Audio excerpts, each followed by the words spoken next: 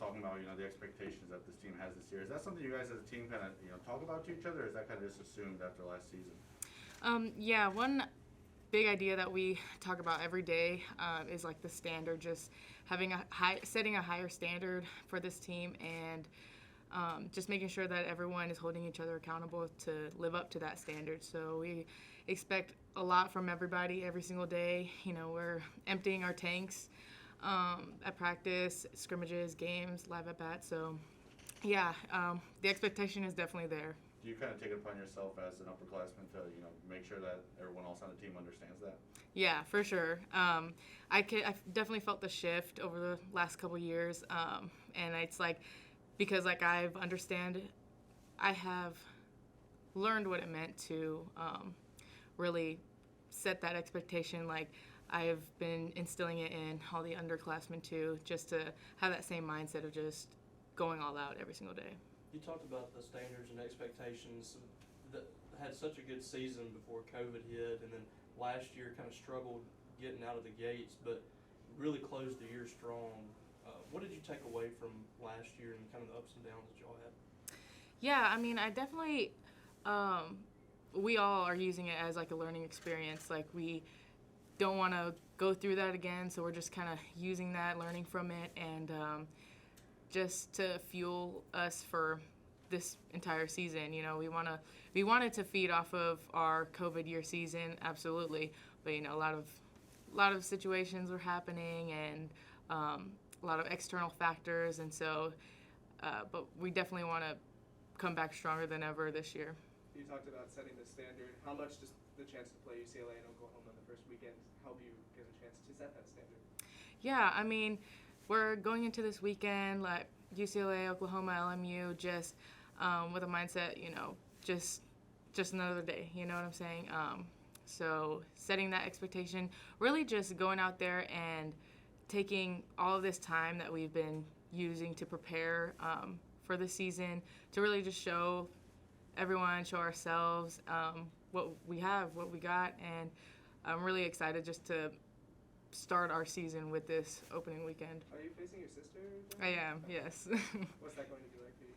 Oh, it's gonna be a party. My whole family, they're already talking about like selling these shirts with our last name on it, like the M for M State, and then the U at the end for UCLA.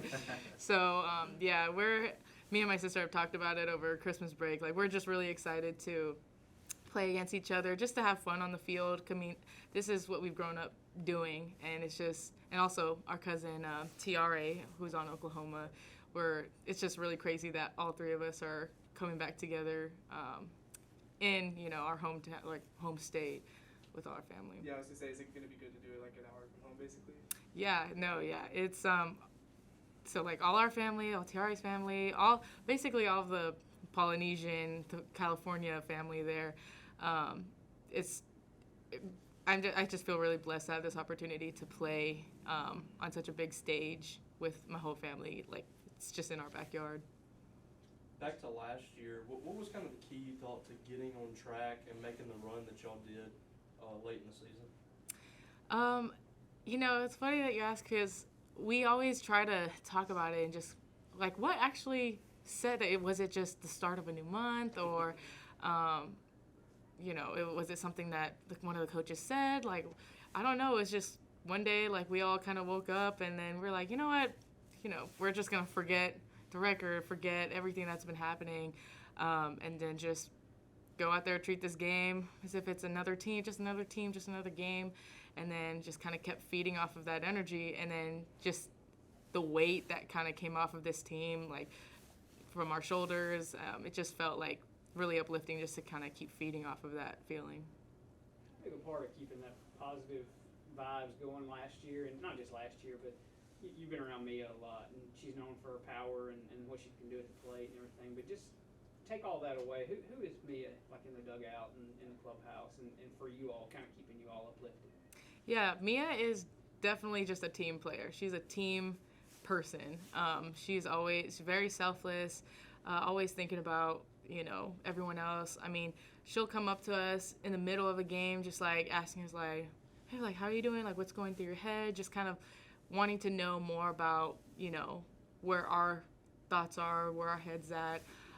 She's a very, logical player. She likes to analyze things and look deeper into things, and it's cool to see her kind of sharing that side of her with the team, and just kind of getting us to think about all of the different aspects that go into a single game, and at bat, or a play.